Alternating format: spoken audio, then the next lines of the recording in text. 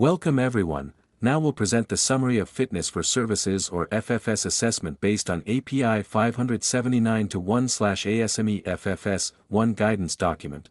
Please be informed that this summary is intended to simplify the content based on the presenter's interpretation. Agenda 1. What is Fitness for Service or FFS? FFS is an engineering method used to evaluate whether equipment containing flaws or damage is fit to continue operation safely. It is applied to equipment such as pressure vessels, pipes, or tanks. It's commonly used in industries like oil, gas, petrochemicals, and power generation. Agenda number 2. Purpose of Fitness for Service or FFS. Number 1. Assess the structural integrity of equipment with known or suspected damage. Number 2. Determine whether the equipment can continue to operate safely under current or future conditions. Number 3. Provide recommendations for repair, replacement, or continued service. Number 4. Extend the useful life of assets while ensuring safety and compliance. Agenda number 3. What Fitness for Service or FFS provides. Number 1. Quantitative assessment of remaining strength and life. Number 2. Decision on continued operation, repair, or retirement. Number 3. Documentation for regulatory and safety compliance. Number 4. Risk mitigation strategies and maintenance planning. Agenda 4. Fitness for Service or FFS work process. This section outlines an 8-step general procedure used for Fitness for Service or FFS assessments across all flaw types and damage mechanisms. Each specific flaw or damage mechanism is addressed in detail in other parts of the standard, but they all follow this same structure. Work process 1 is flaw and damage mechanism identification. It is essential to proactively identify any flaws or potential damage that may arise over time. To ensure comprehensive assessment and mitigation, identification activities shall be carried out in the following 2 phases. Phase 1 is pre-service. The most common types of pre-service deficiencies to identify. The first is to identify material production flaws, such as laminations, voids, cracks in cast/wrought products. The second is to identify welding flaws, such as lack of fusion, porosity, cracking. The third is to identify fabrication flaws, such as dents, gouges, forming/grinding cracks. The fourth is to identify heat treatment flaws or embrittlement such as embrittlement, cracking due to improper heat treatment or high-temperature exposure. The fifth is to identify wrong material of construction, due to poor selection or lack of positive material identification or PMI, leading to inadequate performance. The next for flaw and damage mechanism identification carried out in the Phase 2 is carried out in service. The most common deterioration and damage includes general metal loss due to corrosion and/or erosion, localized metal loss due to corrosion and/or erosion, surface-connected cracking, subsurface cracking and microfissuring or microvoid formation, metallurgical changes, and plastic deformation. Work process 2 is selection of assessment procedures, applicability and limitations. API 571-1/ASME FFS 1 Fitness for Service provided assessment procedures for each types of flaws or damage mechanisms. Appropriate assessment procedures shall be selected based on the identified flaws or damage mechanisms. For each selected procedure, the scope of applicability and any associated limitations must be clearly defined to ensure accurate and reliable evaluation of the condition.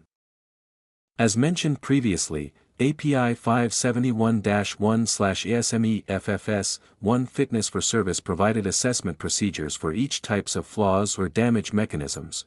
For damage class number 1 is brittle fracture. Provided in the Part 3 for brittle fracture assessment, and Part 9 for assessment of crack-like flaws below the creep regime. For damage class number 2 is corrosion or erosion. Provided in the Part 4 for assessment of general metal loss. Part 5 for assessment of localized metal loss. And Part 6 assessment of pitting damage. For damage class number 3 is crack-like flaw. Provided in the Part 9 for assessment of crack-like flaws. For damage class number 4 is fire damage. Provided in the Part 11 for assessment of fire damage. Part 4 for assessment of general metal loss. Part 5 for assessment of localized metal loss. Part 8 for assessment of weld misalignment and shell distortions.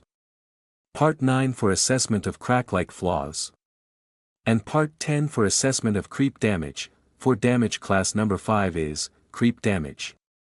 Provided in the Part 10 for assessment of creep damage. For damage class number 6 is mechanical damage.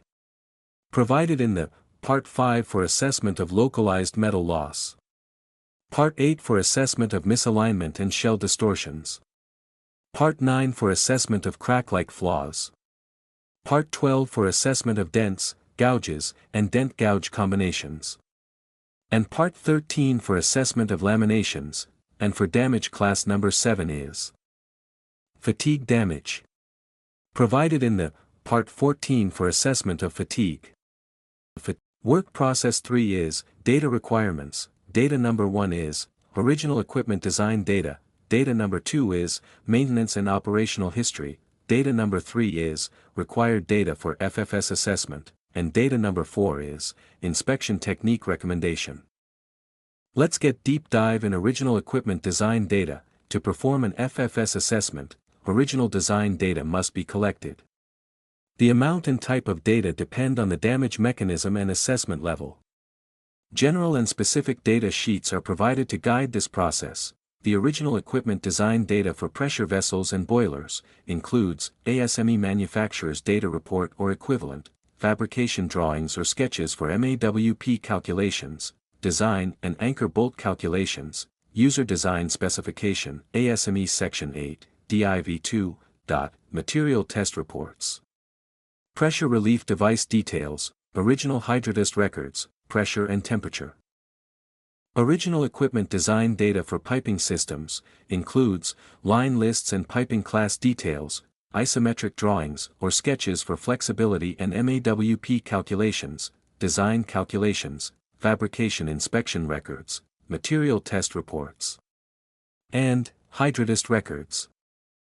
Original equipment design data for storage tanks includes original API data sheet, fabrication drawings or sketches for MFH and MAWP calculations, design and anchor bolt calculations, fabrication inspection records, material test reports, and hydrodist records. And now let's get deep dive into the number 2 of data requirements for FFS assessment process is data for maintenance and operational history. To support a fitness for service or FFS assessment, a complete history of the equipment should be gathered. The required details depend on the damage mechanism and assessment level. Key data includes, the first is, operating conditions, actual pressure and temperature ranges, including upset events. If unavailable, estimates should be made using available data and operator input. The second is, service changes, records of any major changes in operating conditions, fluid type, or corrosion rate, past and future. The third is, installation repairs, installation date. Summary of repairs or modifications, including drawings, material changes, calculations, e.g., wall thickness, MAWP or MFH, and procedures like PWHT. The fourth is, hydrodist records, details of hydrotests performed during repairs, including pressure and temperature. The fifth is, inspection results, previous inspection data such as wall thickness and NDE results to assess integrity and corrosion rate. The sixth is, internal modifications, records of weld overlays, build-ups, and internal changes. And the seventh is, alignment foundation, out-of-plumb readings for vertical vessels and foundation settlement data for tanks. And now let's get deep dive into the number 3 of data requirements for FFS assessment process is, required data for FFS assessment. Each part of the standard specifies the data needed based on the damage mechanism. Examples included, thickness profiles for corrosion or erosion, pitting depth, and crack dimensions. In addition, future corrosion allowance FCA is also required. FCA must be calculated for the expected operating period using past inspection data or corrosion rate estimates. It ensures the component remains safe until the next inspection. Corrosion rates can be sourced from API 581 or similar references. Note, if some of these 3 categories data above are not available, physical measurements should be made to provide the information necessary to perform the assessment. The number 4 of data requirements for FFS assessment process is inspection technique and recommendations. Each part of the standard provides guidance on suitable non-destructive examination or NDE methods for detecting and sizing specific damage types or flaws. Work process 4 is determine assessment techniques and acceptance criteria. For assessment levels, API 579-1/ASME FFS 1 guidance document. FFS assessments are divided into 3 levels, each offering a different balance of accuracy, complexity, and required data. Level 1 is basic screening. This basic screening is most conservative and easiest to apply. Requires minimal data. Can be performed by inspection or engineering personnel. And used for quick evaluations. Level 2 is intermediate evaluation. This intermediate evaluation is more detailed than Level 1. Requires additional calculations. Typically performed by experienced engineers. And offers more precise results. Level 3 is advanced analysis. This advanced analysis is most conservative and easiest to apply. Requires comprehensive data and advanced methods, such as finite element analysis. Performed by specialists. And used when levels 1 and 2 are insufficient.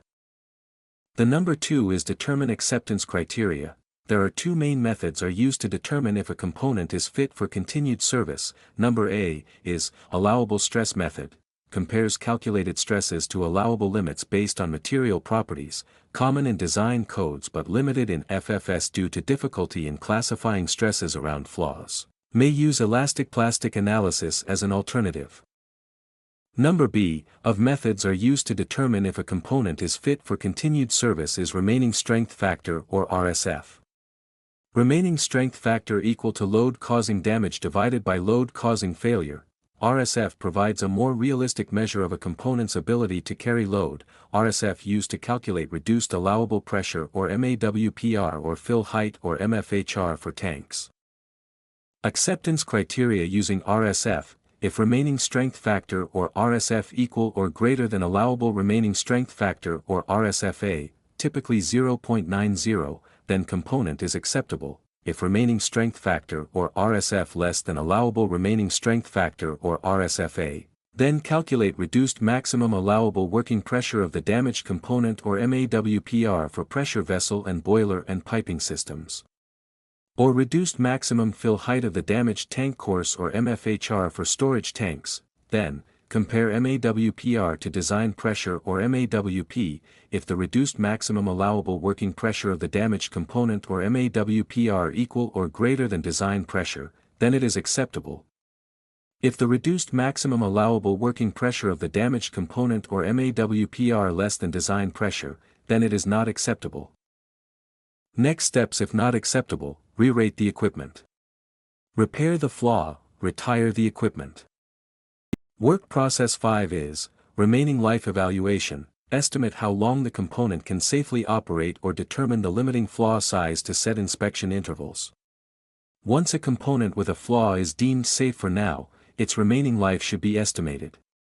This helps to decide when to inspect again, how to monitor it during use, whether repairs are needed. The remaining life is not a precise prediction of failure time. It's a safe estimate based on available data, assumptions, and the level of assessment. How to estimate remaining life. Each part of the FFS or fitness for service standard gives methods to estimate remaining life. Generally, it involves using damage rate over time and calculating when the component will reach a critical condition, like maximum allowable pressure, MAWP, or maximum fill height, MFH. Remaining life estimation fall into 3 categories. The first category is, can be estimated with reasonable certainty.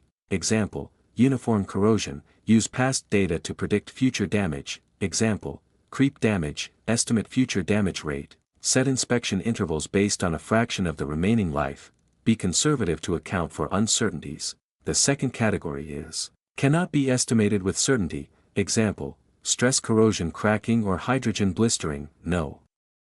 Reliable data, use remediation methods like coatings, linings, or monitoring. Inspections focus on checking the effectiveness of these methods. The third category is, little or no remaining life. immediate remediation is needed, such as repair, coating, frequent monitoring, to continue safe operation. Work process 6 is remediation. Identify possible repair or mitigation methods to manage or prevent further damage. Remediation is required when a flaw is not acceptable in its current state, the remaining life is too short or uncertain, there's not enough knowledge or analysis to assess the flaw properly. Each part of the standard includes suitable remediation methods for different types of flaws. Remediation applied for, the standard gives general guidelines only. Each case needs a custom approach. Regular checks are needed to confirm that the remediation is working and preventing further damage. For detailed procedures, like weld repairs, refer to other standards such as API 510, API 570, API 653, ANSI/NB 23, etc. Work process 7 is in-service monitoring. Use monitoring techniques when inspection intervals are hard to define due to complex service conditions. Monitoring is useful when future damage is hard to predict or remaining life is short. Monitoring helps to track damage progression and improve confidence in life estimates.